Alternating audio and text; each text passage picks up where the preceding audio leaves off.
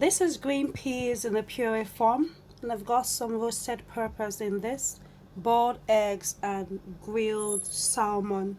This meal is very healthy. You can have it for breakfast, lunch, or dinner.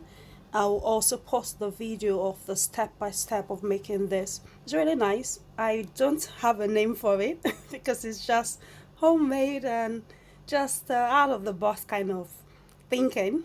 But I hope you enjoy it if you try it at home yourself.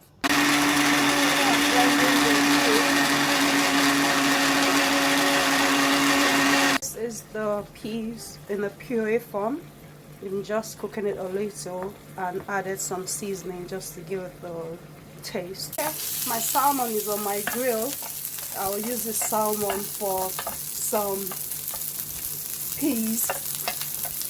Very healthy and delicious meal.